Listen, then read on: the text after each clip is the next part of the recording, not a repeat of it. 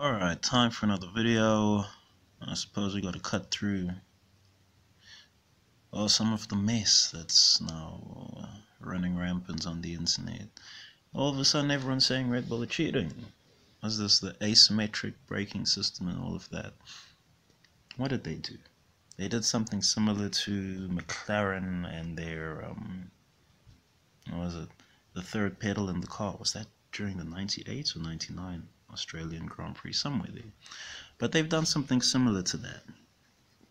Not the third pedal in the car, but there's no third pedal this time. Because the third pedal was outlawed back then.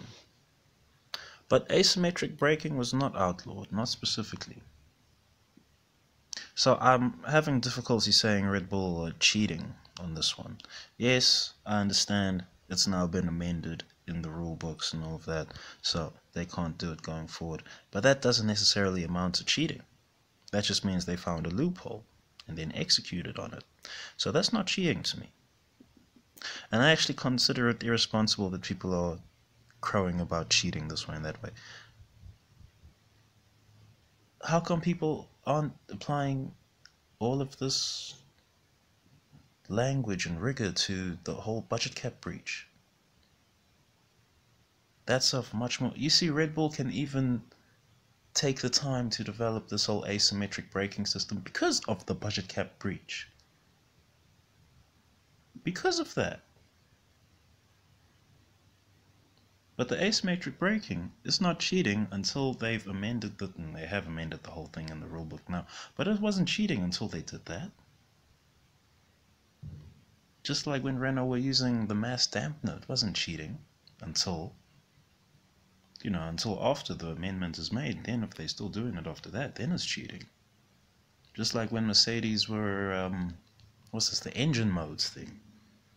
Although every single time you turn on a Grand Prix weekend and they still talk about engine modes like they're a thing. I don't know. These things have been supposed to be, these things are supposed to have been banned like 4 or 5 times now. Whatever, however the fuck that works. But no, seriously, Red Bull are not cheating here. This is not where you start saying that they're cheating or whatever. It's not, doesn't apply.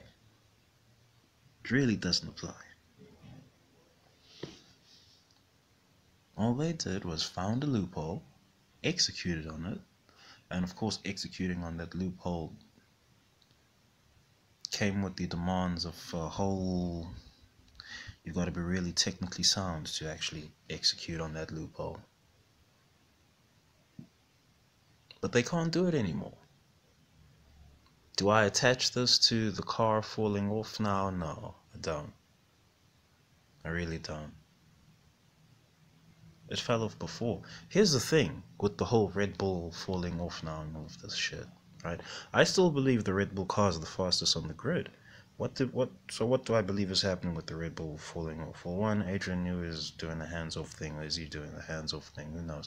But Adrian Newey, he was shuttled off the pit wall. All these Grand Prix Red Bull have been in the mire. So there's that for one. 2, I have good reason to believe that a number of the teams started talking to the FIA about the consequences of the budget cap breach. And no doubt Zak Brown would be one of them saying, hey, listen buddies, if y'all don't put some real hands on Red Bull for the budget cap breach, gonna be problems, because all of a sudden Zak Brown is gonna start talking loud in the media about all the consequences of breaching budget cap. So what have the FIA done? They've had to make an executive decision and slow down the Red Bull. They could be throwing weight on the car, they could be using the standard ECU to reduce the power output of the car. All types of things they could be doing. All types. This asymmetric braking story, it's just a useful narrative. I'm not buying it. I'm really not buying it. Not that it's foolish to buy it, but it's desperate. There's a desperation about it. It's not necessary. Well, at least for me. As far as I see it, it's not necessary.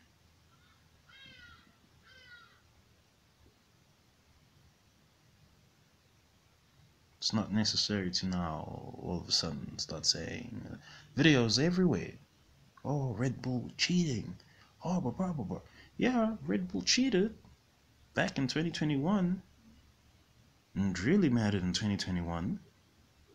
I'm not necessarily speaking about Abu Dhabi 2021, but cheating in 2021 really mattered because we're changing regulations going into the next year.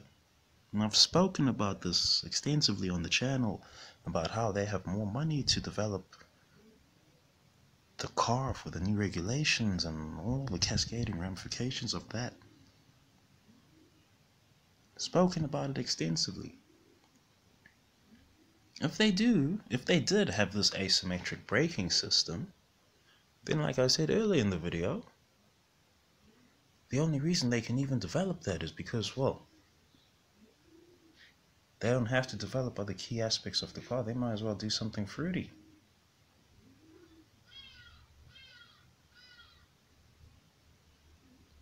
You might as well do something fruity when you've maxed out everything else in the car and you still have cap left over. Oh, let's develop an asymmetric braking system.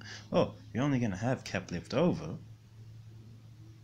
because the cap from way back in 2021 got breached and all that money's still in the car. People can talk about, what's this? Oh, but they were punished last year and they had to take a hit on their wind tunnel time and so on and so forth. Well, not really. Not really. There were parts that they got into that car that were tested for safety, for reliability. So those didn't eat into wind tunnel time. Fascinating. Alright, what's it? The Hungary upgrades. The upgrades that they brought for Hungary 2023. Those ones were not developed using wind tunnel test time. And I said this back then. People are going to say, oh, you talking Febreze. No, I said that back then. That was on the main F1 channel. No less. So I don't know. You're going to have to go to the F1 channel and tell them that they're talking Febreze on that. Don't be telling me I'm talking Febreze.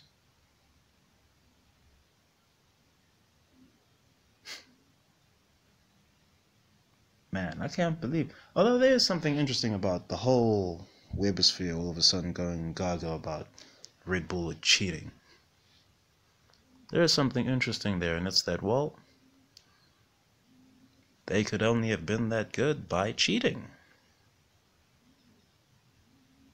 This is a thought that's permeating throughout the collective right now. And now they've got something to act on. So, oh, look, that's what it was, says everybody. Oh, I'm not saying it, I suppose, because I'm not convinced. I'm just not convinced. Even if they have an asymmetric braking system, it's not worth the performance that they've lost this season. It's not worth all of that.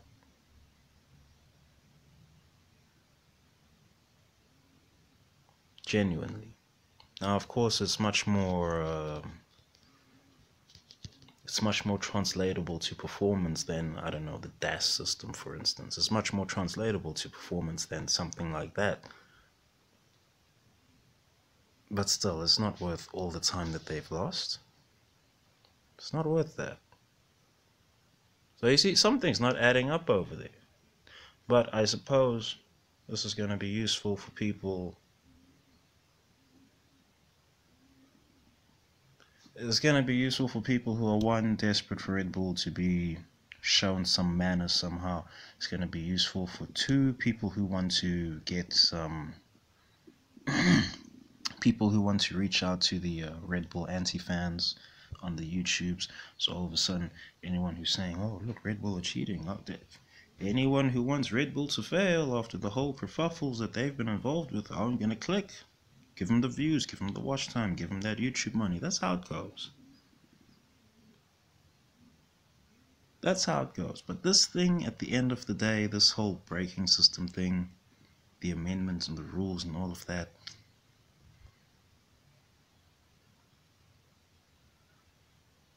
like, this is not the crux of things. You know, if there is an iceberg, there is an iceberg. But let's run this. If there is an iceberg, this is the very tip of it. This is like 10 centimeters at the top of the iceberg. There's a whole 2 kilometers of iceberg below that. This thing don't matter. This thing don't matter. But I suppose it's a very useful narrative for the FIA to put out, for FOM to put out, for F1 to put out, for various content creators to put out.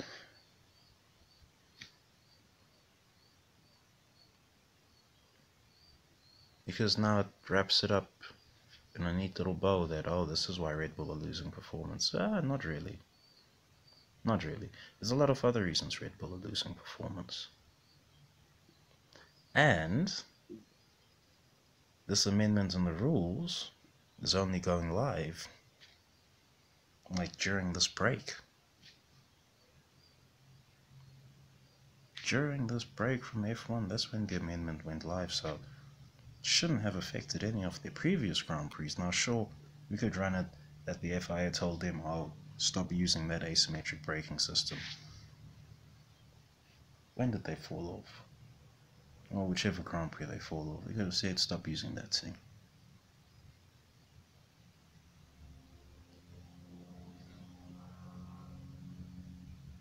Would it make that much of a difference? I don't believe so.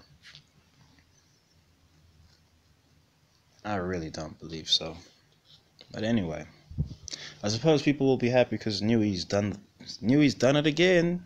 He's attached his name to a shady vehicle.